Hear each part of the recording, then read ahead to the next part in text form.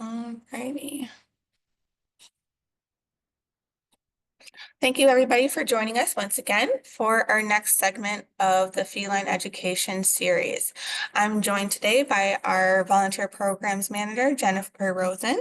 Kellen might pop on if he is available. He is the programs coordinator at our Westland location, and I am Allie Bradley. I'm the volunteer programs coordinator at a Detroit location, and we are joined by one of our dearest volunteers, Victoria Bliss, and she is very just educated as far as kittens and cat socialization, really great. So she's going to be tagging on and doing a couple of slides for us. So our discussion objectives for today are we're going to be talking about the stages of kittens, and I'm going to actually be going week by week, so that's going to be really fun. We're going to talk about what the importance of socialization really is as far as socializing kittens and why it's so important for their adult life as well. We're going to talk about force loved versus gentle exposure and why we have moved away from force love. We're going to talk about the importance of foster parents and what they do in the home, what we do at the shelter, the volunteer role that volunteers hold at the shelters in Positive Start at that capacity. And we're going to talk a little bit more about kitten care, and that's more specific to our Detroit location, but we're going to talk about what they do here. And then we are going to have time for questions and answers, and you will be able to come off mute at that point. All right, well, let's get started. So we all have a responsibility to the shelter animals to keep them as happy and as healthy as possible during their stay at Michigan Humane.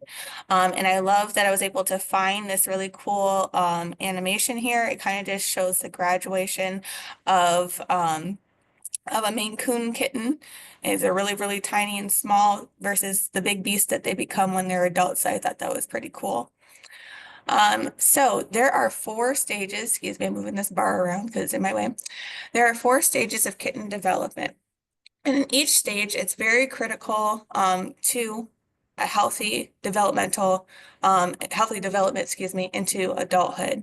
I'm going to open up the chat section at this time. I'm going to ask a question and you can drop it in the chat. Jen will go ahead and see who has the answer. What are kittens called that are aged less than 8 weeks or weigh less than 2 pounds defined as? So I'm going to give you a few moments to try to, and I'm not going to say the answers in the next segment there. Just go ahead and bring your mouse down to the bottom of the screen and you can click on that little chat button. Any guesses as to what we call them in the shelter? We got Sue Malik, bottle babies. It's a good one. Yeah. We're looking more for the actual, I don't know, is scientific term the right word? Yep, the term that we use to define them. So And I'll go ahead and drop the answer. we got it. We got it. We got Diane S. and Sybil Williams, neonates. That's Yes. correct.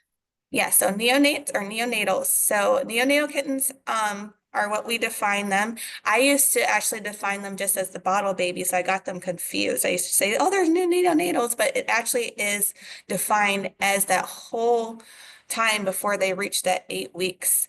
And during that time, neonatal kittens have weakened immune systems, and being at this shelter actually increases those risks and risks for other health conditions. So a home environment or foster is the best place for them. And I'm going to talk a little bit in the next few slides of why that is.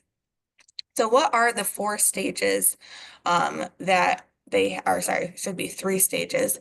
It is bottle babies, Gerber kittens, and graduate kittens. And why do we break this development up into 3 different groups? The reason why is because it creates a framework for us, Michigan Humane, to aid and track each kitten's development during their pathway to adoption. So I also want to, before we even go further, that you're going to notice when I go into these next few slides that the weeks are going to overlap.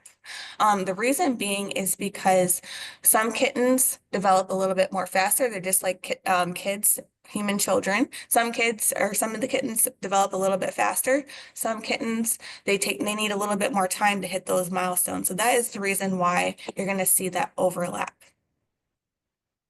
So, the first group that we define at Michigan Humane is the bottle babies. So that is going to be 0 to 5 weeks. 0 weeks is when the baby is like a newborn fresh out of mom's tummy, right? So bottle babies, they are going to be unable to eat solid foods in the first few weeks. They need stimulation to potty, so they have to either wipe their little bum with a warm cloth to get them to stimulate to go pee and poop, or a baby wipe as well. They cannot maintain their own body temperature, so this is really, really important. That's why they are grouped together with their litter mates. They make a little pile to try to keep warm, and then they'll go and sit by mom to also just get the body temperature from mom. So they require an external heat source if that is not the case. So here at the shelter, we'll use a heating disc. At home, you can use a heating disc or you can use a rice sock as well. But it's very important that you create a barrier with either a fleece blanket or a small towel or whatnot.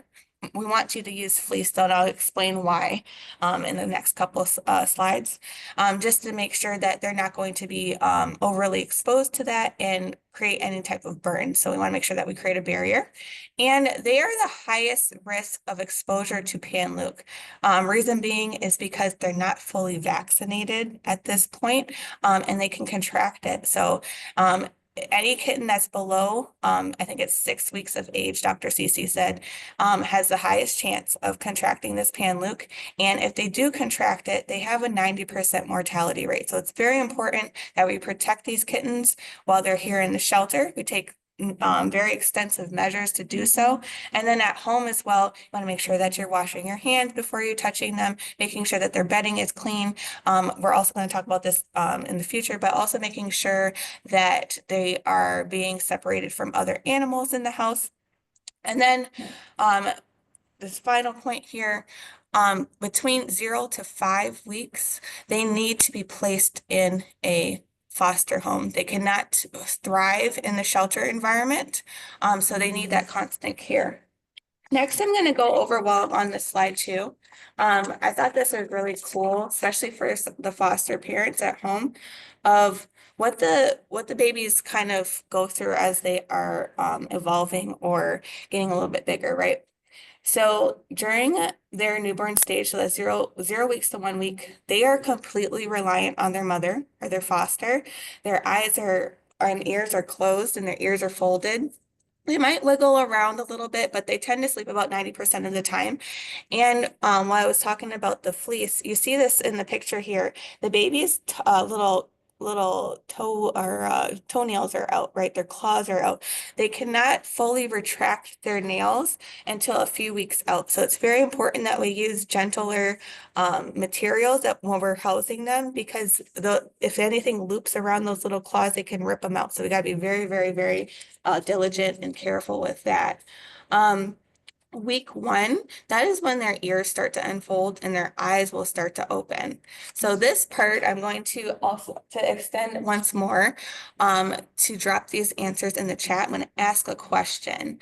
What color are all kittens' eyes when they first open? Go ahead and drop the answer in the chat if you know it. Jen, are we getting any answers? Yes, we are. We have blue, blue, and blue question mark. That's correct. Perfect. Yes, it is. It's blue. So each and every kitten, when they're born, when they first open their eyes, they're gonna have that beautiful sky blue color. It's beautiful. They look like marbles. I love it. And they won't change into their permanent color, usually until about week 7 to 10. So very mainstream. Also, human babies do the same thing. It takes a few hours when we're born to develop our color that we're going to have into adulthood. So that's something that we share, which is really fun. At week 2, that's when their eyes are fully going to be open. Their senses are continuing to develop. So because of that, they're going to start to explore their surroundings. They're going to still stay close to mom, and they're going to be a little bit, wobbly and whatnot, and they're going to be crying or crawling, not crying, but they will be crying. You'll hear them.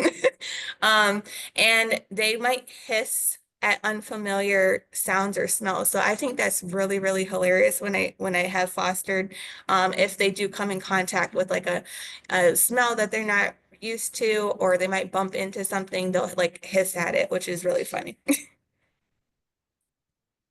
All right, next we're going to go into Gerber kittens. And as you can see here, it did overlap a little bit.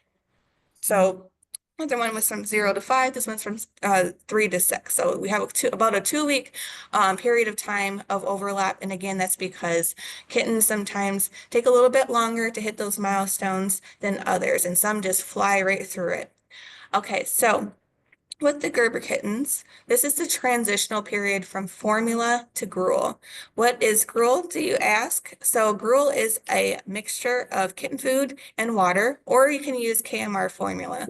I know when I have transitioned a few of my litters of kittens, they were very particular. I even had to sometimes add a little bit of chicken baby food for the really hard-headed kittens that didn't want to transition. And feeding time is very, very messy. Each time I have ever given my kittens some food, their whole face looks like they just were clobbered by the bowl. It was ridiculous. So you always want to make sure you have a nice washcloth ready for them to be cleaned up. And then this is also the prime time to introduce the litter box. So kittens do have a natural inclination to try to use or potty in the litter box, but sometimes they need a little bit of help along. So you could also make sure that one of the sides of like a cardboard box is just folded down so they can easily enter in and out of it so they don't have to climb over it. You can also try different litter mediums. So you can use like the corn litter that we use here at the shelter. You can use Nature's Best as well. And then you can also use a unscented clay litter as well. So I've had to do that multiple times just to make sure that they're going potty. You also can, after induce some potty going or whatnot, you can use that same tissue that you have used and place it into the litter box so they can go ahead and scent track where to go and then eliminate. And again, I'm going to reiterate this, as they're getting older, their senses are developing more and more and more. So it's really, really beautiful to watch watch that happen. And then at about 3 weeks, that's when their teeth are going to start to emerge. They have their little canine teeth coming through, and then of course all the little ones in between, I call those chiclets, will start to come through as well. And it's really funny. They're also called milk teeth as well.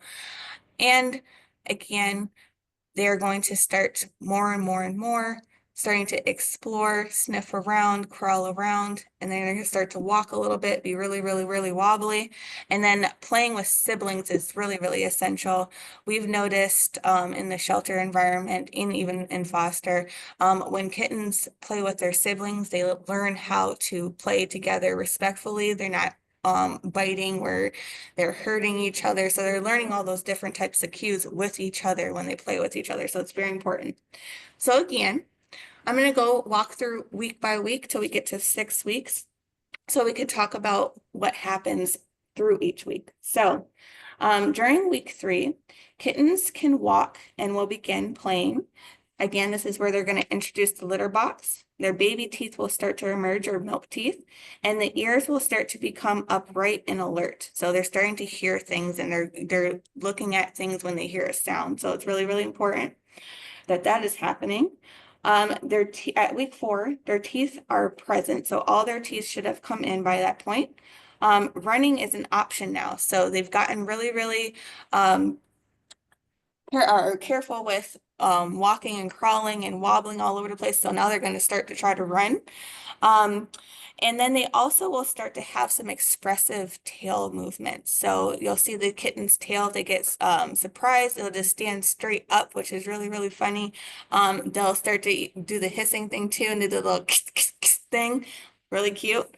And then this is when their claws can finally retract. So you can introduce some towels at this point and not have the fear of the little loops getting attached to their little nails.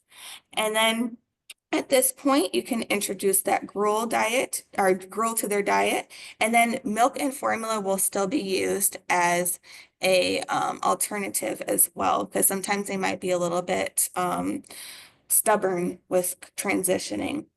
At week 5, that's when their eyesight is fully developed, and so is their coordination at that point. Kittens will be very, very playful, so you want to make sure that you're having lots of different toys for them to play with and explore. Little jingle balls, soft toys, so that they can go ahead and capture their prey, start practicing that. You can do the, what is it called? I'm trying to think. Oh my goodness. I'm going to move on because I'm having a brain fart. And then you will begin to see their individual personalities emerge. So this is also another beautiful thing. Some kittens might be a little bit more aggressive with their playing. Some might be a little bit more timid. So it's really awesome to see their little personalities emerge. And then finally, what we love to call is the graduate phase. So at this point, the kitten should be eating wet and solid food without assistance. They're going to be pottying independently, hopefully in the litter box, but if they still are having issues, you can still continue to work on that with them. And then they can groom themselves and their litter mate, so they've been practicing that, so they should be really sufficient with that. And then finally, at 8 weeks of age or 2 pounds, they are fully ready for adoption. So I'm going to go through the weeks again. So week 6, all of the teeth have emerged. They're eating confidently. Their instinctual behaviors will be present. So that means like the stalking, the hiding, the pouncing, the digging in the litter box to cover up their scent. So that's all going to be, you're going to see that at home. And then at week 7, their eye color will start to transition or be completely transitioned at that time. So you'll see their adult eye color. 8 weeks, the adult eye color should be seen. And the kittens will be exploring their surroundings confidently. They should be able to jump. So you might, this is really the perfect time to start putting in some vertical options for them to jump on and off of so they can start developing those skills. And then they're going to become more skilled and adventurous. They will sleep and eat at regular intervals, just like how an adult cat would at this point. Okay, can't see that. So next we're going to talk about the importance of socialization. So I'm going to ask that besides these 2 bullet points, what else can you add on here and in the chat of why it is important? Why do you guys think that it's important to make sure that cats are fully socialized? And I'm going to talk about this in a moment, but you can drop some additional feed in the chat and then Jen can check it. So what I have here is, I'm just going to talk about it briefly, but it creates well-rounded, friendly, and confident companions. So we want the cat, if cats are really, really skittish and scared, it can lead to a lot of different issues. It can lead to gastrointestinal issues. It can lead to issues with their bladder. And then they have to get put on different types of medications because they're so skittish and nervous and whatnot. So we want to make sure that cats are exposed to different things so that way that they can be more confident and they can be happy in the home that they're going to be going into. So this can take about 15 to 40 minutes per day is the ideal time of how you want to socialize with the cat. And the age window between that is between 2 and 17 weeks of age. 17 weeks is more on the higher end of the spectrum when they should be in the home. They have 2 different windows, but this between 2 and 7 weeks is the most critical window of where you want to introduce different things to the cats because they are more receptive to things and to new experiences. Jen, did anybody add any bullet points for the why socialization is important? Yeah. Socialization can lead to successful adoptions. Yes. 100% agree with Yes. that. The more the kitties are exposed to, the more prepared they're going to be to go into their new forever home, right? And I love that that. could be a reason that animals sometimes get returned if they're really struggling to transition or they're not as social with their owners that they has hoped. So I definitely think that's a big one. And then also Shafa added, they can learn amongst each other and create healthy boundaries. And that's also true. That's what Allie was talking about, the importance of interacting with siblings or other cats. It teaches bite inhibition, how rough and tough should I play with my sibling versus when I need to be respectful and back off. So it teaches them to be good communicators with other felines or other animals in the household. So definitely really, really important. Also, again, is going to help, like I said, that bite inhibition. So being more respectful to their owners. We all probably have experienced a kitten at some point that just shoots out from under the bed and just latches on to the human legs, right? So while we know that's normal and natural behavior, we want to teach them not to do that because as they get older, right, that behavior is painful. Their teeth are little pinpricks, their claws are super, super sharp. Those daggers are going into the legs. And while that is adorable sometimes with a little, not so much as they're growing. So all of these things they're learning when they're young so they can be well-rounded adults. So great, great input. Thanks, guys. Yes, thank you.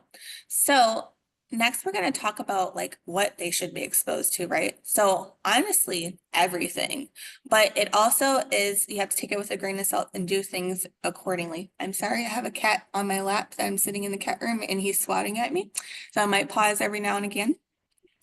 So, what should they be exposed to? What entails everything, right? So, touch, sounds, textures, different animals. If you have them in the house, that's really a great time to introduce, like dogs, perhaps at a slow rate so that they don't become fearful of them and know how to handle and set boundaries when they're adults.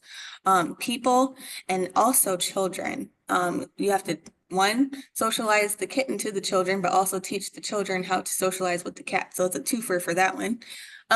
And while you're doing this, you have to make sure that you are doing this at a slow and steady process. You don't want to overload the cat or kitten too far too fast because that can create fear and we don't want to do that. So we always talk about not pushing the threshold or going over the animal's threshold. So you have to be really mindful and thoughtful of how you are introducing these things.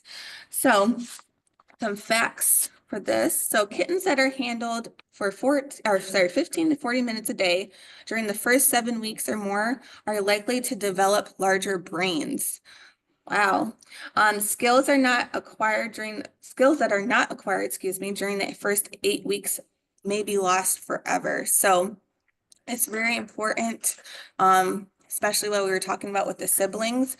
We noticed that here at the shelter that kittens that are singletons, they don't develop those cues and such, so they have a lot of overstimulation issues with adults and such. So at that point, we have to make sure that we find the right home for that kitten. So whenever we can try to get them more socialization, it's always best. Kittens that are orphaned or separated from their mother and or litter mates too early often fail to develop appropriate social skills. I just talked about that, such as learning how to send and receive signals, what an inhibited, excuse me, bite means, and how far and play wrestling can go and so forth. And then play is very important for kittens because it increases their physical coordination. So like as they are developing, just trying more and more things, putting that vertical stimuli in there so they can jump up, jump down, track their prey or the little toys, right, and take them down and do that. And then social skills and really knowing what their limits are. Kittens should be able to know what their limits are, what they can do, what they can't do, and how far they can go and how far they can't go. So this is like perfect time for them to learn all that so that they can take all that information that they learn when they're kittens into their adulthood. Okay. So next, I'm going to hand this over to Victoria. She's going to talk a little bit about forced love versus gentle exposure and why we do these things. Hi, everyone. It's exciting to be here. Glad to see everyone on the program today. So today I'm going to talk about forced love versus gentle exposure. So what is forced love? That is when a foster or handler forces unwanted touch onto an animal. And the examples that used to be really common, but now is unacceptable, is burrito wrapping a kitten and forcing them to snuggle with you until they seem to be calm, but really they're not calm. What they're doing is they're shutting down, and that's really dangerous for the bond between the human and the animal, and it's very stressful to force a kitten into submission. So we want to do it gentle. We want to expose ourselves gently to them. With gentle exposure, this allows the kitten to set the tone of the interaction, slowly increasing the amount of touch or time of interaction over time. And the last point there shows that choice equals low stress. We've talked in the past about the cat-friendly approach where you will gradually introduce yourself to the cat. So on this next slide, if you want to do the next slide for me, we want to, with gentle exposure, you can stop the, I don't know if you can stop the video. Yeah, Here there. we go. With gentle exposure, we want to stay below threshold, which means that the kitten is not going to show any fear, anxiety, or stress. The FAS. I saw a little comment pop up about fear-free. So we're all love the fear-free shelter module. I know most of you have gone through it. If you haven't yet, I encourage you to do it. It's a free program that we can all do. Hey, drop the mic. I love it. So those modules really help us read the body language and make sure that the kitten is relaxed, not showing fear and anxiety. We know what that body language is: ears going flat, eyes wide, the cat moving away, hissing, growling. We want to keep a low FAS when we're doing gentle exposure. So with that, we have a gradual exposure to a novelty, which is something they're not familiar with, they haven't seen before. We want to expose the cat to that at the same time as providing a treat or play. So I start with distance, have that item be very far away. And for instance, a vacuum sweeper. You can have the vacuum sweeper for fosters here I'm talking about. You can have a vacuum sweeper in the hallway with the door closed. And then, have your partner help you turn on the vacuum sweeper at the same time as you give the kitten either play or a treat, and then stop both at the same time. And once they get used to that, then you can expose the kitten to the sound first. So have the vacuum sweeper turn on first and then give the treat. That way, this noise becomes something that will predict a treat's going to happen next. Then you can gradually expose more by open the door. I keep gates inside my foster room so kittens can't get out. So you could open the door and then have the sound happen. Give them a treat at the same time. If they get used to that and their calm body language, then have the sound go on first and then give the treat after. Stop both at the same time. I mentioned distance, duration, intensity, and diversity. So we want to keep it short. We want to expose them to these things such as noise. I'll even use on my iPhone, I'll have a barking dog. I'll do the same thing as a vacuum sweeper. So at least we don't know what homes they're going into. If they go into a home with a barking dog, we want them to be used to that. So we could do that the same way as we do a vacuum sweeper. And the intensity means the level of the noise. So you want to start with the sound being really quiet with the barking dog on the phone, and then gradually make it increase a little bit. And with diversity, what that means is exposing the cat to different environments. So it was kind of cool because I got an opportunity to train with the trainers out at the Creature Conservatory in Ann Arbor. I don't know if you've been out there, but they have a clouded leopard, a lynx, and a cougar. And they were showing me how they expose these animals to diversity, meaning allowing them to go into different environments in the Creature Conservatory. We would do the same thing with our kittens. I will use a gate, like a dog barrier gate in my doorway of the foster room, open the door and allow them to see and hear all the noises. Allie likes to use a round pen and let her kittens be in the round pen as they're exposed to other things. But the key is they always need to have somewhere that they can run back to and hide. So with my dog baby gate from my room, I'll maybe extend it down the hallway so they can pop out of the room a little bit and then come back into their hiding space. And I'll gradually extend the area where they can go into the house. I have 2 bedrooms that are next to each other. My foster room is next to another room. I'll extend that gate so they can go from my foster room into another room in the house. So just a gradual exposure to different environments versus opening up your whole house and they can run everywhere at once. It's overwhelming for a cat, especially for kittens. So other things we can gradually expose them to is paw handling for nail trims.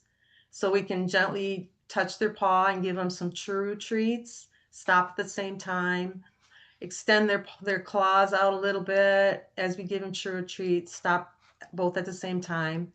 And then we would switch it up. We would touch their paw first, stop, and then give the treat. So that, again, it makes the cat realize that, hey, if my paw's going to get touched, something great's going to happen. I'm going to either get to play or I'll get to have a treat. And I mentioned here the benefits of play hunting. I really like doing that with foster kittens too, because I can sit on the floor and they can be a distance away from me. And you can even do this in the shelter, having the animal be at a distance and showing them something like you guys have seen my little toy made out of a paper bag. Just going like this gets their attention. It'll show whether they're interested or not. They can follow it around. And that whole benefit of play hunting, it's a whole sequence. The cat watches the item, it stalks, chases, captures, kills, and then eats. So if a cat or a kitten is just watching, that's still very valuable. They're taking in a lot of information. And during this process, not only is it going to be fun for the kitten and the cats, but it also builds their confidence. We talked about how when we have a confident cat, they're going to be less stressful. When they have success in capturing it, it's gonna increase their confidence too. But what's interesting is also during this hunt sequence, they give off endorphins. And these are neurotransmitters that are involved with pleasure and happiness. And then these endorphins also are involved with the release of dopamine, which is another neurotransmitter that boosts mood. So all this positive play with people is going to increase their confidence. They're going to be healthier. It's going to increase their confidence. They're going to be healthier. And then we're going to see low stress. We won't have the problems with upper respiratory and diarrhea issues. So I have a video here. Okay, yeah, maybe you can start it from the beginning. In this video, I am playing with one of my foster kittens, T'Challa, that was very fearful. He and his sister Shuri were already 9 weeks old, and the black kitten here was described as being very fearful, that he was hissing and biting and lunging at staff. So here I'm using a string toy so he can see the string toy and see my hand. Now I test it out. You'll see here where I move my hand closer to him. We'll have to play it one more time. You'll see he'll play with the toy, and then you'll see my hand move closer to him and he jumps back. So watch right about here. When my hand appears. So see, he jumped back, showing he's still fearful of hands approaching. So I got a distance, moved away from him, and used the string toy again. So his sister Shuri, look at how cute she is. She's right in there. She allowed petting right away. He took 11 days before he would allow me to pet him without showing fear. So this next video, or the next slide that we have, will Can I say show. something real quick, Yeah, go ahead. Victoria? Yep. What I noticed too in the video, is he went also to a place that he felt safe to as well. He retreated to his litter box. So I just Yep. wanted to point that out as well. Yep. And you can't see it in this video, but this is the first day I had him in our house, and this is the bathtub. I have him in the on the right side. I have a box. So he hid in that box for like 6 hours, and she came out and played and interacted. But if I moved away from him, he came out of the box. If I moved closer to him, he hid in the box. And like you said here too, the litter, where his litter is, he is another safe spot for him. But again, when we see a fearful cat that's running away from us, increase the distance and then play or show them a toy, and that'll just help them gradually get used to us humans being present. So good Yeah, observation. it strengthens the because he's putting boundaries, right? So we're respecting his boundary, not pushing him too far past his threshold, which is like the FAS score, as Victoria said. And with that, we're building trust. He's realizing like, okay, we can play, but she's not going to push me past to where I'm comfortable at. So I think that's really important as well that you are showing that in the video. All right, hold on, let me pause that. There we go. Go ahead. That picture there is T'Challa again, 11 days later. So with the stranger ritual, this helps fearful kittens to approach strangers and solicit affection. So I really love this protocol. My favorite neonate group are the graduates. So that's again, they're interacting with people, they're climbing, they're socializing more. But a lot of times we'll get graduates in that are off the street. Someone found a litter, so we need to help to socialize them, even though they're fearful at that point because they haven't been around people. So I love this stranger ritual protocol. And this protocol here, I'm just going to do a basic outline of it, but you can find more details with this protocol. In the last slide in this presentation today, there's a reference, Melissa Taylor from Friends for Life. She wrote an article just this past March 2025, and you can read the article free online on the IAABC Foundation Journal. The article is called Using Ritualized Introduction Training to Decrease Length of Stay in Fearful Shelter Cats. And what I found amazing with Friends for Life is because they use the stranger ritual protocol.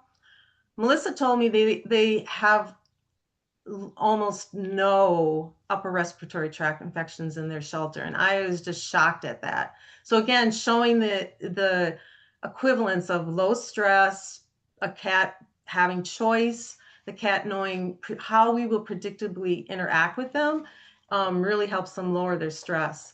So with this protocol, we want to again stay below threshold where we don't have any fear, anxiety, or stress in the kitten. So staying below threshold may mean we have to move away from them, keep a greater distance. And you probably have all seen that in the shelter when we approach a kennel, the cat runs and hides, or the cat's going to approach us. You know, we just want to keep a distance. If they're looking fearful, a lot of times they'll relax more. You'll see it. So what we want to get first is eye contact. So if they give us eye contact, we can either show them a toy, do a flirty toy, you know, the string toys that we have with feathers on the end, and just them watching it and seeing it from a distance can be very stimulating to them. And, you know, like watching a bird up in the sky. So then once we get eye contact, we give it a treat or we play with them. Then after we do that multiple times and they still look comfortable, we can show them our finger and again, give a treat or play. And as we continue to look relaxed, after we do it multiple times, gradually decrease that distance between them. And again, eye contact, show them our finger. When we get close enough that they can touch our finger, they might rub against our finger because they're getting used to us by now. They know how we're going to interact with them. Then we give them a treat or play first without touching them. Then after we do that multiple times, just showing them our finger and they bunt against us, then eventually we can briefly touch the kitten followed by treat or play. And as the kitten gets used to us and they're going to rub against us longer and longer, then we're going to give them fewer treats, and they're going to want to just be petted and chin scratched. They don't necessarily desire the treats anymore. And this protocol too, I know this is Kittens 101, but we can use this protocol with adult cats in the shelter too, or fostering adult cats. So here we have a video of T'Challa after 11 days, and I've already given contact, but you're going to see me present my finger. He's going to lick it. He has done rubbing too, but in this video he licks my finger. That to me is him giving me consent. I rub him for a little bit, and then I give him some churro because he loves churro. So we'll see that. I'm presenting my finger. He licks it. I rub him a bit. And he's purring really loud. You can't hear it in this video, but his purr is super loud. And then I stop, and then I give him some churro treat. So that's the basic protocol for that. But like I mentioned, you can read more details on this and see other videos. Friends for Life has videos that you can watch too on how to do the protocol. But I was so excited when it was really hard to not touch him for that many days and wait for consent. But I was so excited. I cried when he finally enjoyed being petted. Oh, geez. All right, so next we're going to hand this over to Jennifer Rosen. She's going to talk a little bit about fosters and why they are so important, processes that they take, and just everything that it entails. Thanks, Allie. Jennifer Rosen, Volunteer Program Manager. So happy to be with you all today. Thank you for coming to join us to learn more about kittens. So I'm going to kind of jump into the first bit of fostering, which is the different ways that volunteers can choose to help. So if kittens are your jam and you're wondering how you can support these little guys to being successful, either, in the shelter or on their way to adoption, fostering is one of the ways that you can do that. So becoming a foster parent. So why do these little babies need foster? Well, there's a couple of different reasons.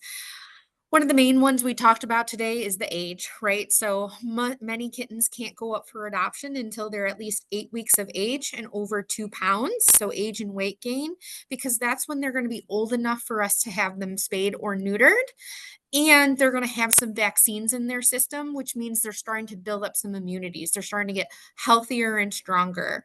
And it's really important for them to kind of do that in a foster home, develop in a foster home, because like Allie mentioned before, there are a ton of different stressors and illnesses or disease, unfortunately, going through the shelter. We try really, really hard to keep this a clean and sanitary place. But as animals are stressed, it weakens their immune system and they just get exposed to a lot of things. We have animals coming from various backgrounds, and sometimes they look healthy on day one. That can even be true for kittens. And then a few days later, they might be showing symptoms of illness, whether that's sneezing, coughing, or we talked about Panleuk earlier. So Panleuk, if you're not familiar with that, is a virus specifically that felines can get that is similar to parvo. It causes vomiting, diarrhea, and it starts attacking the kitten system where they're feeling depressed, eating lethargy, and can't keep down food, and causes them to become dehydrated. And when they're little itty bitties like this, it's kind of hard for them to bounce back from this illness. So another reason for that foster is allowing the kittens time to recover from an illness. If they already do contract something in the shelter, or maybe they came in with an injury. We've seen that before too. We've seen everything from, I forget what the name of the fly is, but there's a fly that lays eggs on the fur of the little kittens, and they can kind of burrow in and grow inside their skin. As disgusting as that is, some kittens who are born outside, we see them come in like that. They can actually get an upper respiratory infection while they're out living on the streets. They can get parasites from drinking dirty water. So many of these reasons are why kittens might benefit from a foster home. It's just that recovery time in a non-stressful environment with less chance of catching other illnesses while their immune system might be weakened. And then, like we've spent a lot of time focusing on, socialization, super, super critical. While we can do a little bit of that in the shelter setting, As you know, there are many, many kittens versus the number of people that are inside the building caring for them.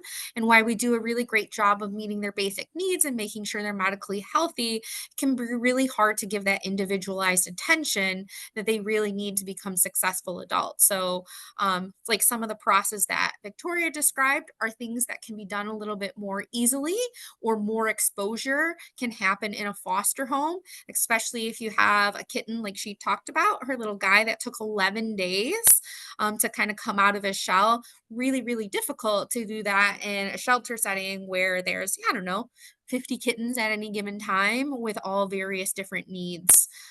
So foster can really be beneficial for focusing on an individual in that case. There are many benefits to fostering, which I kind of talked about already, but less stress, more freedom. They can kind of explore around in a room, and even if they're kept in a crate in the beginning, they're still not exposed to the smells and sounds of other animals that they may not be comfortable or used to yet. They're not operating on the time frame of when the shelter team gets around to feeding them or changing their litter box. Typically, in a home, they're going to have more of a structured schedule and more opportunities to play, more exposure, like we talked about, and better socialization. So what's needed to become a foster? Really not too much. All we're asking from our volunteers is to provide the extra TLC that we might not have an opportunity to do in the shelter. We'll need them to provide transportation to and from any medical appointments, because if you got a bitty in your home, those kittens do need to come in usually every 2 to 3 weeks for a shelter for a checkup. And if you have the bottle baby, so the first part of those neonate stages, they're coming a little bit more regularly because of weight gains, or maybe they're not gaining weight that as quickly as they should, or they're not eating in the ways that they should. So really having an extra set of eyes, keeping an eye on them to make sure they're developing um, at the correct rate is really beneficial. My So clicker's not working. Oh, hold on. you had it. There we go. There you go. So what are some of the things that we can do in the foster home to help socialize? Again, Victoria talked about a lot of this. Thank you so much for showing those great videos, but we really want to create a safe space. So a small, quiet room is really a great starting point. We don't want to just open them up to the entire home.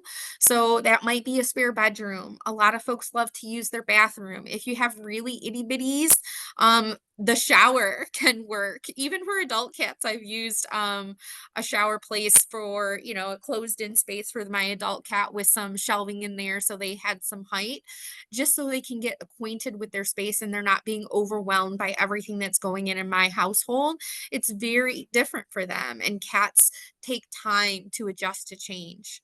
We want to make sure that they have toys, like Victoria shared. That's a great way we can bring out some of their natural behaviors and make them feel comfortable without putting a lot of stress or pressure on them. All cats, they see that thing going and something just clicks in their brain, right? They're natural predators. They want to chase, they want to catch. They go through that routine like we talked about. The hunt for their food, the catch and kill their food, then they eat, they groom, and then they sleep. And they like to repeat that cycle multiple times per day. So that's also a ritual that we can help our kitties go through.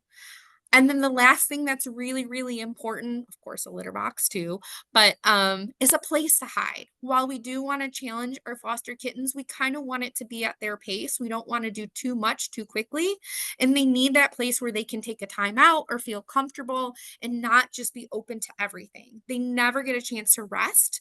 And if kitties don't have a chance to rest and be away from the thing that's scary for them, it's really hard for them to develop confidence and can cause them to actually develop illnesses, even in a foster home. Next, we want to talk a little bit about introductions. So if you're considering fostering, great. If you don't have any other animals and you have a lot of space to do that, but not all of the fosters that we have working with us, that's an option for them. They might have small kids, they might have other animals. And so it's really important that if you're going to introduce them to, which is great, we want to do that, but we want to do it in a slow and thoughtful way.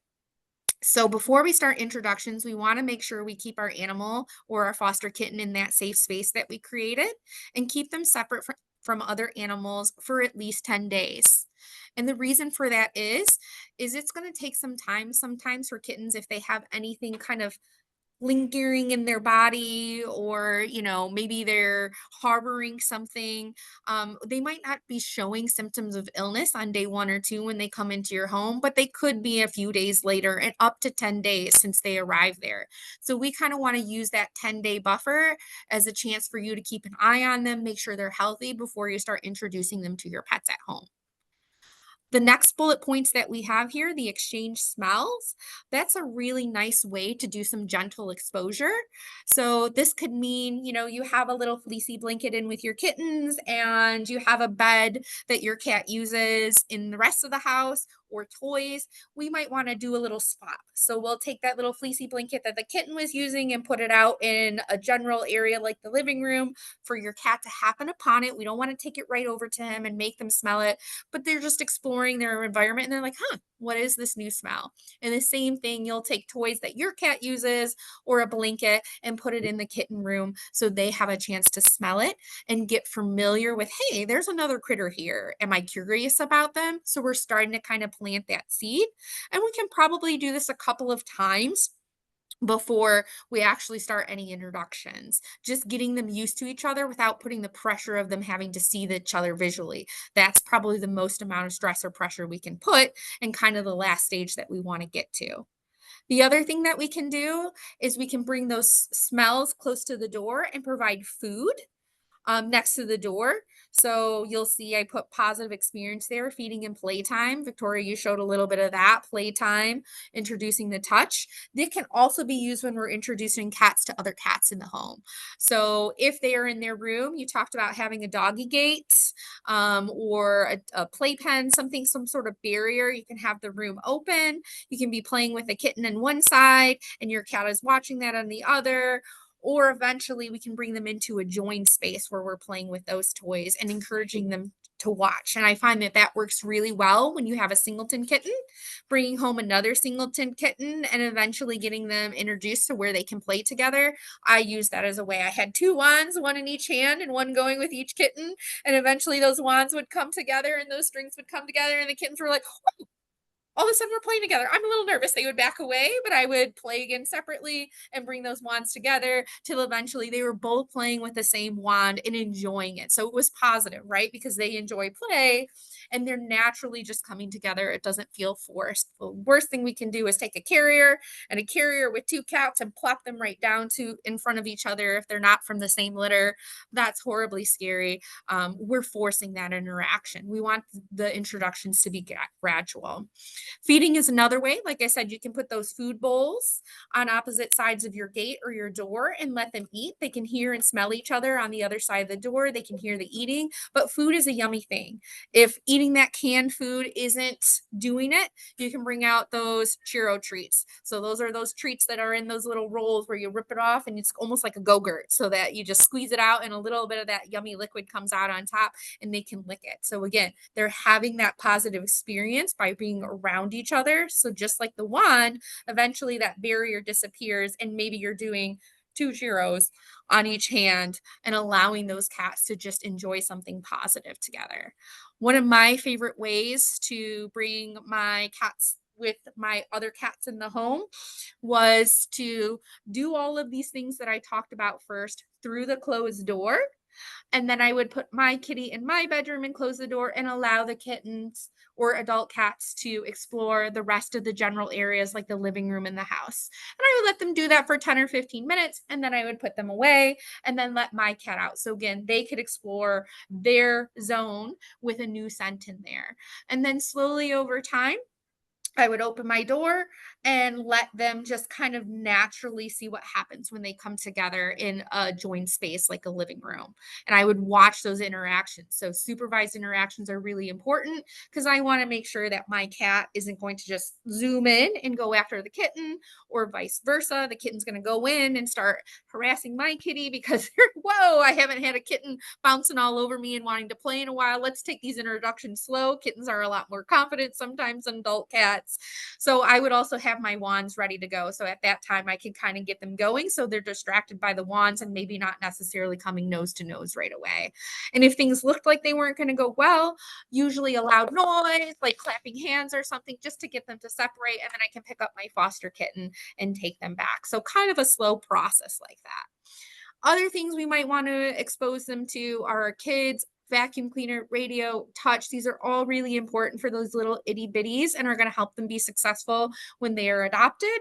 Again, the more we bring them in contact with these things while they're young, the less likely they're going to be scary in a home environment, the more likely they're going to incorporate into that new home, less likely they're going to be returned. They're just really well-rounded cats and know how to be strong, confident adults. So it's really important though to use the gentle exposure. It's not like we're just going to crank up that radio full blast on day one.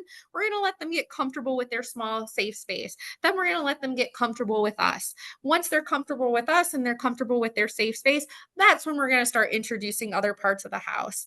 Once they're comfortable with the rest of the house, that's when we're going to start introducing other pets or children. So everything is in small doses. I love how you said that, Jen. Everything should be in small doses whenever you are introducing something new to them. So that way we're not pushing them past their threshold and creating fear versus trying to eliminate the fear. Love that. So I put together some examples of how you can house your kittens. So this one right here is really, really fun. I've heard multiple times of people using those stand-in showers as a place to enclose the kittens. And then they open up the door and they can have some, cat towers so they can have some height so they can jump up and down on. Here's a more basic model here. We have a cat scratcher over here, a nice little donut tube for them to hide in, another little hidey box. I'm not sure where the litter is at because I can't see it in the picture, but I'm sure it's over here by the toilet. And then their food and water just laid out for them. You also, if you want to go a little bit higher on the totem pole there, you can also mount some cat spaces on the wall as well. So these cats really do enjoy this. It has different levels where they can hop on and such safely. But if you do notice that your cat or kitten does have some mobility issues, I would not introduce this because we don't want them to fall from a heightened height as this. So just be mindful with that. And then of course, I just put a cute little kitty over here to the side because I thought he was smiling and I thought it was awesome. So next, we're going to talk about what we do in the shelter, what protocols that we have in place to help keep these kittens safe. So first of all, we have to use proper PPE. So this includes volunteers and staff members to prevent illness. So with all kittens, you do have to wear gloves. Level 1 volunteers are a little bit different. We just want you to make sure that you wash your hands, but in the back, gloves must be worn. You have to change those gloves in between each kitten or litter of kittens. Gowns, towels, or a carrier can be used to train, or hold on. Gowns and towels should be used when you're placing them, on yourself. And a carrier can be used if you are cleaning, for instance, doing a shelter care role. So you can put the kittens in that specific carrier that is assigned to them and no other kittens while you are cleaning their kennel safely, because sometimes there might be 4 kittens in one kennel, and it can be kind of problematic to try to do some spot cleaning when you have 2 or 3 kittens trying to jump out at you. And then whenever we need to transport those kittens throughout the shelter, we will either roll them up in a towel if it's a singleton, or if it's kittens, we'll use a carrier to walk them across to the surgery area. Keep the environment clean. So washing hands is a specific for level 1 volunteers. Washing hands in between each animal. We're wiping down counters with some rescue, letting it sit, letting it sanitize and do its job. We're sweeping the floors to be cleanly, right? We don't want any critters coming into the shelter to snack on the food that has dropped on the floor. And then we're mopping the floors with that same rescue solution. So we're trying to eliminate any type of contaminants that are in the ground that could potentially be passed to the kittens. And we do not share toys. Each toy is specific to that kitten or group of kittens, litter of kittens. If it does fall on the ground or whatnot, we're going to make sure that we are just putting that in the dirty bin and making sure it gets properly cleaned and replaced with a fresh new toy. And then volunteers who are either doing a positive start role, a kitten care assistant role, or shelter care as well. You want to make sure that you're reporting any type of sign of illness immediately to a staff member, because one, we don't want the kitten to infect any other kittens around them, but also we want to try to treat them as fast as possible, because just because they are having some signs of like diarrhea or sneezing doesn't necessarily mean that they have pan-luke, but they might have something else going on. So we want to make sure that if we can treat whatever's going on, we're going to go ahead and do that. So if you see signs of diarrhea, sneezing, vomiting, runny eyes or discharge in the eyes, right? Goopy eyes. They're not eating. That's not a very common thing with kittens. Kittens like to gouge up all their food when they get them. They're really excited about food.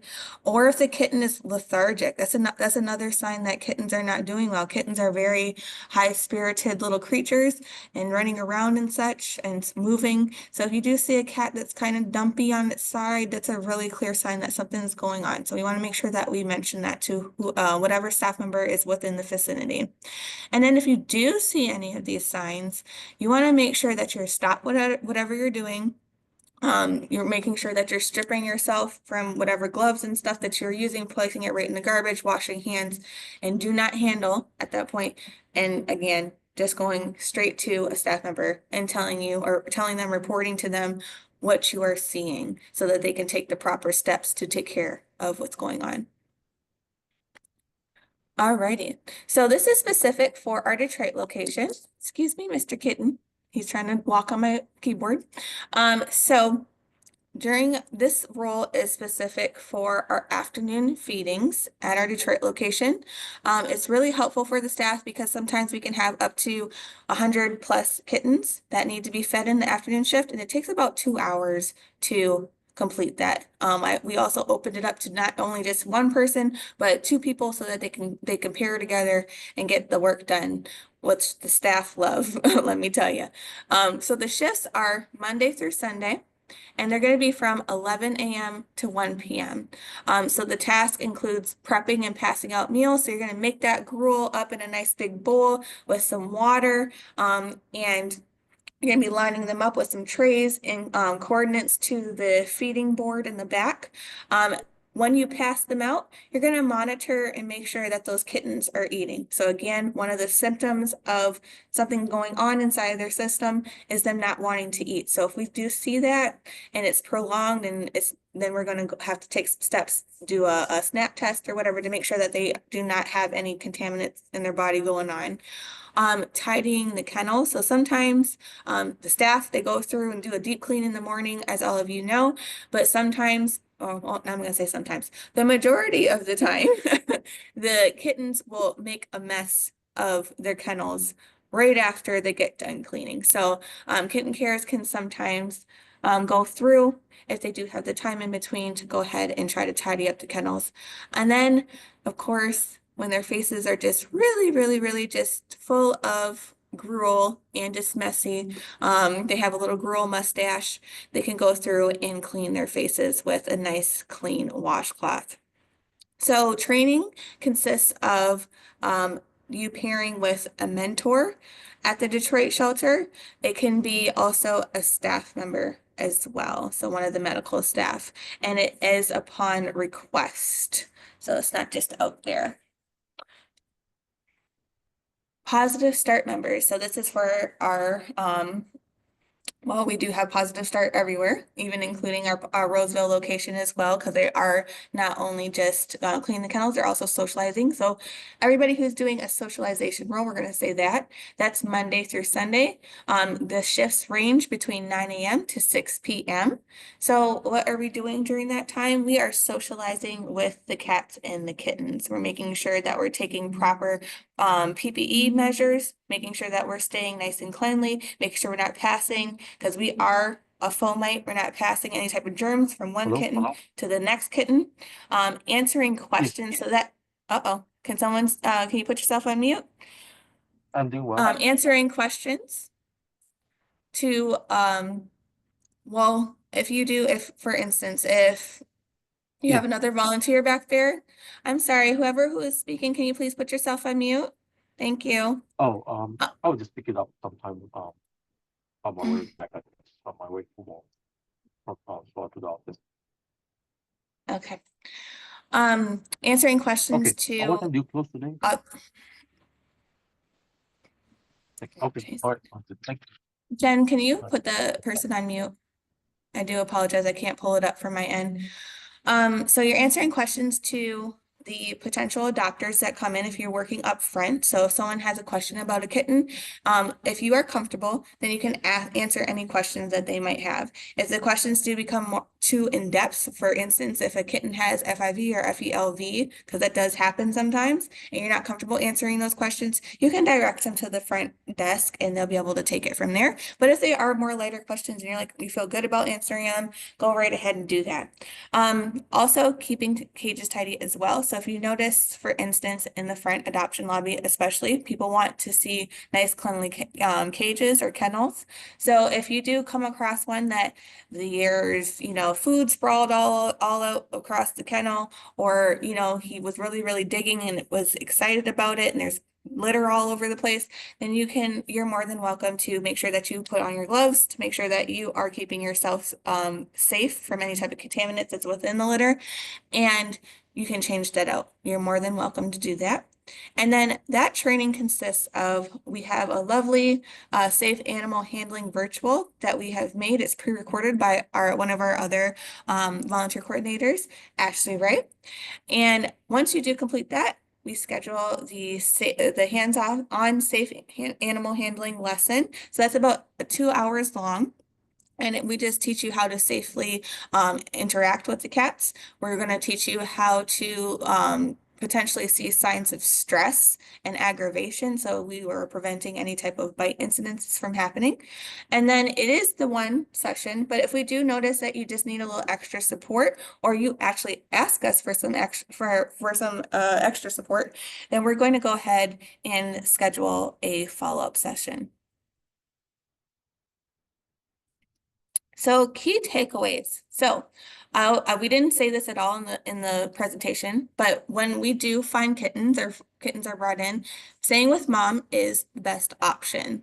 They get that colostrum the first couple of days to help fight any type of potential diseases that are within their body from mom. So that is the best options. But if that's not the case and they are, alone or whatnot, fosters help keep young kittens safe from disease and transmission, and they provide amazing socialization. There is no doubt in my mind that kittens that grow up in foster homes or progress in foster homes versus in the shelter, they are more social, they are more confident, they play a lot easier, and they pick up on those signs of, I'm biting too hard, or, just those type of cues. They're just more well-rounded in my opinion. And then kittens progress and hit different milestones at their own time. So we kind of discussed how like the bottle and the graduate and the Gerbers, they kind of overlap a little bit, and that's the reason why we do that, because some kittens within the same litter of kittens, some of them might be a little bit farther behind, and some kittens might just blow through all of those stages and progress really fast. So it's an individual. Important to take some proper measures when handling. So whenever you are handling a kitten, make sure that you're taking the proper measures to wear PPE. So we're not passing any type of contaminants onto the kitten that we might have on our hands. Make sure that we're washing our hands after we are handling them, even though we remove the gloves. Just taking those extra steps to make sure that the cats in care are safe at home in a foster environment, making sure that you're keeping their husbandry or the area that they're residing in super clean, making sure that we're changing out the litter or filtering it regularly, so that we're not having them go to the bathroom in a very clumped up litter box, because then they're going to start having litter box issues as well. So we want to make sure that we keep that clean, making sure that we are just making sure that we also, if we have animals in the house, like Jen was saying, to create that distance. So even though you are putting that animal in a different area, so for example, if you are, you have a dog at home or another cat, maybe it's best to not wear that like same shirt or whatnot while you're handling the kitten in the bathroom. So that way you're not passing any type of contaminants to the kitten because they're very fragile at that point. So just being mindful of that. And then avoid forcing interaction. So having like the gentle approach, like Victoria was saying, because if you do, um, push the kitten too far, too fast, it makes the kitten feel insecure and can develop into a fearful kitten. So we don't want to have them be put on any type of behavioral medication for the rest of their lives. We don't want that to happen. We want to avoid that as much as possible. We also want to make sure that when we are doing these interactions that we are listening to them, taking it very, very slow, because we're trying to forge that human animal bond and for them to view us, the kittens, to view humans as a resource, as a companion, as a friend. We don't want them to be skittish and fearful of us. Using positive reinforcement and focus on building that trust, like I just said, through gentle interactions and positive experiences is always the best way to go. All right, so here are some resources that we used today. I did not use anything from Fear Free, but it always is a great resource regardless, to incorporate that in whatever role that you're using. Fear Free is a really great program that we utilize here at the shelter. Each and every staff member is required to take that. So I do suggest that any volunteer also takes that. It gives you a different perspective of the animal and how they just work. And as always, it takes a community. I want to thank each and every volunteer who joined us today. You have taken the steps just to continue to learn about cats and just how fragile and how great they really can be when they are little babies and just how they can develop. So just thank you for joining us today. So I'm going to get off of share here. I'm going to stop sharing so I can see everybody, if it'll allow me. Good Lord.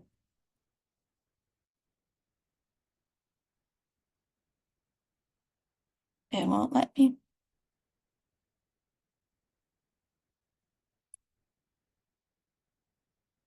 That is interesting.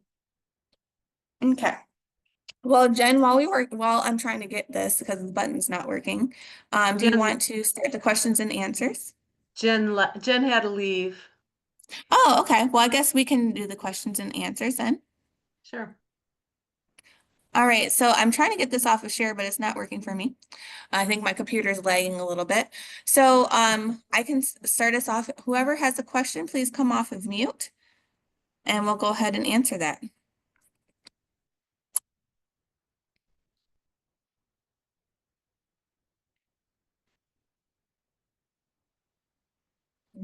Nobody has any questions? There is one, Shafa wrote a question in here. She says, Okay. do we need to register in person to start training for Cat Positive Start Level 2? I was informed by Kellen last year that we can train for it after roughly 6 months of Level 1. Is this correct? You said after level one, after you said 6 weeks after level one? 6 Yeah, so we months, I want think. our 6 months. Yeah, so after several months of you being in the level one role, you can level up to level two. Yes, that's totally fine. I would reach out to Kellen if that is your home coordinator, and he'll be able to get you set up with some training. And you had lots of people that said thank you for the reminders, not to force interaction. Thank you, thank you, thank you. Great information. Lots of thank yous. Well, thank you guys all for joining us. And I had a little guy in here. I'm in the cat room at Detroit, and he kept on stepping across my laptop. So sorry if there was any technical difficulties. He was No, it really was really adamant about nice. being part of the presentation. It's nice here being with everyone. We Yes. appreciate all the work that all you volunteers do. It makes a big difference with the cats. It really does. It really does. And I also want to say a special thank you to the volunteers who do the little newborn bottle babies. Whew, I've done that 3 times and I've come to work with black bags under my eyes every time. So Bless you all. I like I you said, guys are great. graduates is my jam. I'm not brave enough for the battle babies. So yes, thank you all who do that. Alrighty, well, if that is all, thank you guys so much for attending. I'm going to send an email after this segment. It's going to include all the resources that I used. I'm also going to attach a nice cool video that I found that actually you can actually visually see the progression of kittens. I thought that was really awesome, so I'm going to add that in there. And I'm also going to add in, what were you talking about, Victoria, that sheet that you were Screen. talking about? Yes, I'm going to Oh, add. the sheet that I handed to you. Yeah, with Yes. helping fearful kittens. Yeah, I Yes, didn't so keep. Yeah. Mhm. I'm gonna put that in there as well, so you guys could just have all those resources so that it can help you along. So with that, thank you for attending and goodbye. Bye.